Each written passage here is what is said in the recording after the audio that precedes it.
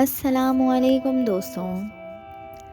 حضرت حنزہ رضی اللہ تعالیٰ عنہ کہتے ہیں کہ ایک مرتبہ ہم لوگ حضور صلی اللہ علیہ وسلم کی مجلس میں تھے۔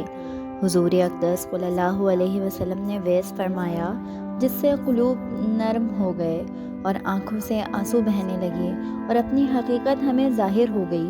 حضور صلی اللہ علیہ وسلم کی مجلس سے اٹھ کر میں گھر آیا، بیوی بچے پاس آ گئے اور کچھ دنیا کا تذکرہ شروع ہو گیا اور بچوں کے ساتھ ہنسنا بولنا، بیوی کے ساتھ مذاق شروع ہو گیا اور وہ حالت جاتی رہی جو حضور صلی اللہ علیہ وسلم کی مجلس میں تھی۔ دفتن خیال آیا کہ میں پہلے سے کس حال میں تھا اور اب کیا ہو گیا۔ میں نے اپنے دل میں کہا کہ تو منافق ہو گیا، کہ ظاہر میں حضور اقدس صلی اللہ علیہ وسلم کے سامنے تو وہ حال تھا اور اب گھر میں آ کر یہ حالت ہو گئی۔ میں اس پر افسوس اور رنج کرتا ہوا اور یہ کہتا ہوا گھر سے نکلا کہ حنزہ تو منافق ہو گیا۔ سامنے سے حضرت ابو بکر صدیق رضی اللہ تعالیٰ عنہ تشریف لا رہے تھے۔ میں نے ان سے عرض کیا کہ حنزہ تو منافق ہو گیا۔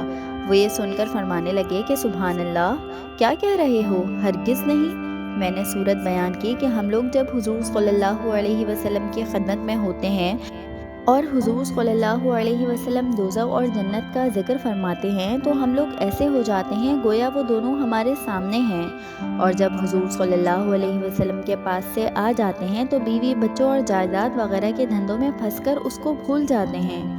حضرت ابو بکر صدیق رضی اللہ تعالیٰ عنہ نے فرمایا کہ یہ بات تو ہم کو بھی پیش آتی ہے، اس لیے دونوں حضور صلی اللہ علیہ وسلم کی خدمت میں حاضر ہوئے اور جا کر حنزہ رضی اللہ تعالیٰ عنہ نے عرض کیا کہ یا رسول اللہ، میں تو منافق ہو گیا۔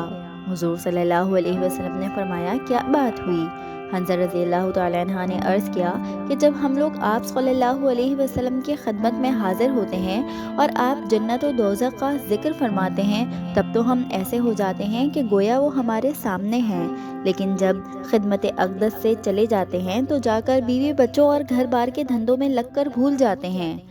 حضور صلی اللہ علیہ وسلم نے ارشاد فرمایا کہ اس ذات کی قسم جس کے قبضے میں میری جان ہے، اگر تمہارا ہر وقت وہی حال رہے جیسا میرے سامنے ہوتا ہے تو فرشتے تم سے بستروں پر اور راستوں میں مصافحہ کرنے لگیں۔ تو دیکھا دوستوں آپ نے، یعنی آدمی کے ساتھ انسانی ضرورتیں بھی ضروری ہیں جن کو پورا کرنا ضروری ہے۔ کھانا پینا، بیوی بچے، ان کی خیر خبر لینا، یہ بھی ضروری چیزیں ہیں۔ اس لیے اس قسم کے حالات کبھی کبھی حاصل ہوتے ہیں، نہ ہر وقت یہ حاصل ہوتے ہیں اور نہ اس کی امید رکھنی چاہیے۔